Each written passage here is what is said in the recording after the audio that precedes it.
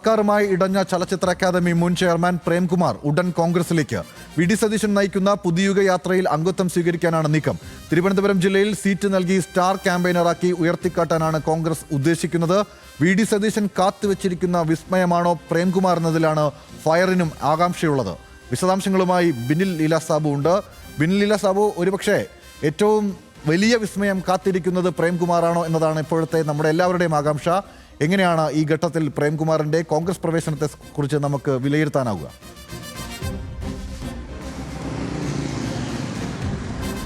സർക്കാരുമായുള്ള അതൃപ്തി പരസ്യമാക്കിയതിന് പിന്നാലെ പലതവണ അദ്ദേഹത്തിനോട് മാധ്യമങ്ങൾ ചോദിച്ചിരുന്നു കോൺഗ്രസിലേക്ക് പോകുമോ, കോൺഗ്രസുമായി ചർച്ച ഉണ്ടാകുമോ എന്നുള്ളത്. അതിൽ അദ്ദേഹം അങ്ങനെ കോൺഗ്രസിലേക്ക് പോകില്ല എന്ന് ഉറച്ചൊരു മറുപടി പറഞ്ഞില്ല. അദ്ദേഹം പറഞ്ഞ മറുപടി തൻ്റെ കുടുംബം കോൺഗ്രസ്സുകാരാണ്, കോൺഗ്രസിൻ്റെ പാരമ്പര്യമുണ്ട്, മാത്രമല്ല ചെമ്പഴന്തി കോളേജിൽ പഠിക്കുമ്പോൾ അവിടെ മത്സരിച്ചത് KSU പാനലിലാണ് എന്ന പാരമ്പര്യം പറഞ്ഞാണ് അദ്ദേഹം നിന്നത്.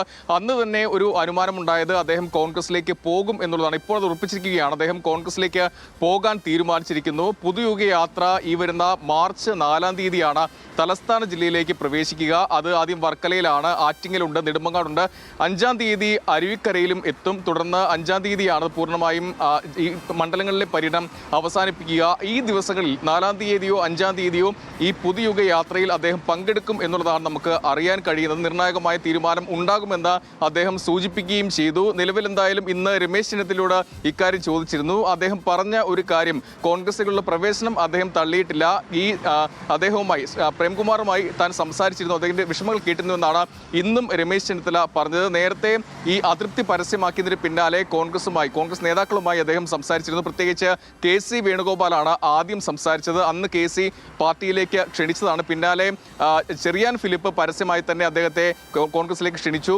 KPCC പ്രസിഡന്റ് കഴിഞ്ഞ ദിവസം അദ്ദേഹവുമായി സംസാരിച്ചു. ഒടുവിൽ കോൺഗ്രസിലേക്ക് വരാനുള്ള ഒരു താല്പര്യത്തിലാണ് അദ്ദേഹം ഈ പുതുയുഗ യാത്രയിൽ അദ്ദേഹം ഈ മെമ്പർഷിപ്പ് സ്വീകരിക്കും എന്നാണ് അറിയാൻ കഴിയുന്നത്. നേരത്തെ ഗൗതം പറഞ്ഞതുപോലെ അടുത്ത വിസ്മയം പ്രേംകുമാർ തന്നെയാണ് എന്നുള്ളതാണ് ഏറ്റവും പ്രധാനപ്പെട്ട വാർത്ത. ഇതിൽ അദ്ദേഹത്തിന് സീറ്റ് നൽകുമോ എന്നുള്ളതാണ് രണ്ടാമത്തെ ഒരു ചോദ്യം. പക്ഷേ കഴക്കൂട്ടമാണ് അദ്ദേഹത്തിന്റെ മണ്ഡലം. പക്ഷേ അവിടെ മത്സരിപ്പിക്കാനുള്ള സാധ്യത വളരെ കുറവാണ്. പരിഗണിക്കുകയാണെങ്കിൽ, ഇപ്പോൾ ഒരു പരിഗണന, സ്ഥാനാർത്ഥി ചർച്ചയൊന്നും ഇപ്പോൾ ഉണ്ടായിട്ടില്ല, പക്ഷേ അദ്ദേഹത്തെ പരിഗണിക്കുകയാണെങ്കിൽ അരുവിക്കരയായിരിക്കും അല്ലെങ്കിൽ കാട്ടാക്കടയായിരിക്കും എന്നൊരു ചർച്ചകളൊക്കെ കോൺഗ്രസ് ഉണ്ട്. പക്ഷേ അത് അന്തിമമായിട്ടില്ല. പക്ഷേ ഒരു കാര്യം, അദ്ദേഹത്തിന് സീറ്റ് നൽകിയില്ലെങ്കിൽ UDF സർക്കാർ വരികയാണെങ്കിൽ പരിഗണിക്കാനും തീരുമാനിച്ചിട്ടുണ്ട്. അത് ചലച്ചിത്ര അക്കാദമി ചെയർമാൻ സ്ഥാനത്തേക്ക് തന്നെയായിരിക്കും അദ്ദേഹത്തിന്റെ പരിഗണന ഉണ്ടാവുക. മറ്റൊന്ന്, ഏറ്റവും പ്രധാനപ്പെട്ടത്, ഒരു താരപ്രചാരകനാക്കാൻ കോൺഗ്രസ് തീരുമാനിച്ചിട്ടുണ്ട്. പ്രത്യേകിച്ച് സർക്കാരിനെ അടിക്കാനുള്ള ഒരു വടി തന്നെയാണ് അദ്ദേഹം കോൺഗ്രസിലേക്ക് വരുന്നത് തന്നെ. അതുകൊണ്ട് ജില്ലയിലെ മണ്ഡലങ്ങളിൽ മുഴുവൻ അദ്ദേഹത്തിന്റെ ഒരു സാന്നിധ്യം ഉണ്ടാക്കാനുള്ള ശ്രമം കോൺഗ്രസിന്റെ ഭാഗത്ത് നിന്ന് ഉണ്ടാകാനുള്ള സാധ്യതയുണ്ട്. പ്രത്യേകിച്ച്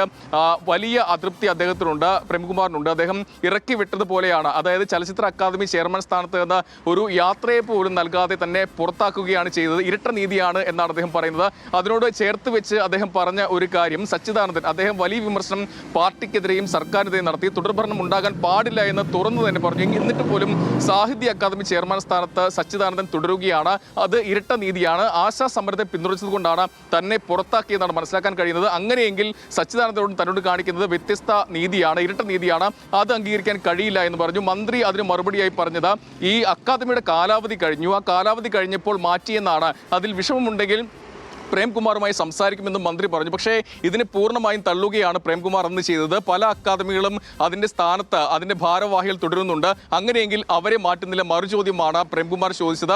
അതുകൊണ്ട് തന്നെ നമുക്കൊരു കാര്യം വ്യക്തമാണ്, വലിയ അതൃപ്തിയും നീരസവും അദ്ദേഹത്തിന് ഉണ്ട് എന്നുള്ളതാണ്. അതുകൊണ്ട് തന്നെയാണ് ഇനി ഈ സർക്കാരിനെ പിന്തുണച്ച് ഇങ്ങനെ നിൽക്കില്ല, ഇവിടെ വിടും എന്ന് അദ്ദേഹം സൂചിപ്പിച്ചത്. നിലവിൽ എന്തായാലും കോൺഗ്രസിലേക്ക് ചേക്കേറാൻ അദ്ദേഹം തീരുമാനിച്ചിരിക്കുന്നു. പുതുയുഗ യാത്ര വരുമ്പോഴായിരിക്കും ആ ഒരു മെമ്പർഷിപ്പ് സ്വീകരിക്കുക. പുതുയുഗ യാത്ര അദ്ദേഹം പങ്കെടുക്കുകയും ചെയ്തും അത് കോൺഗ്രസിന് വലിയ മൈലേജ് ഉണ്ടാക്കും എന്നുള്ളതാണ് കോൺഗ്രസ് നേതാക്കളുടെ ഒരു വിലയിരുത്തൽ. അതുകൊണ്ട് തന്നെ അദ്ദേഹത്തിന് വേണ്ട പരിഗണന കൊടുത്ത് മുന്നോട്ട് കൊണ്ടുപോകാൻ തന്നെയാണ് കോൺഗ്രസ് തീരുമാനിച്ചിരിക്കുന്നത്. ഗൗതം. ശരി, ബിനിൽ ലീല സാബു, എന്തായാലും തീർച്ചയായിട്ടും ഈ പുതുയുഗ യാത്ര കഴക്കൂട്ടത്തെത്തുമ്പോൾ അത്തരത്തിലൊരു വിസ്മയം ഉണ്ടാകുമെന്ന് നമ്മളും പ്രതീക്ഷിക്കുന്നുണ്ട്. എന്തായാലും വി ഡി സതീശൻ കാത്തുവച്ചിരിക്കുന്ന പ്രധാനപ്പെട്ട വിസ്മയങ്ങളിലൊന്നായി പ്രേംകുമാർ മാറുമെന്ന് തന്നെയാണ് നമുക്ക് ഈ ഘട്ടത്തിലും വിലയിരുത്താനാവുക.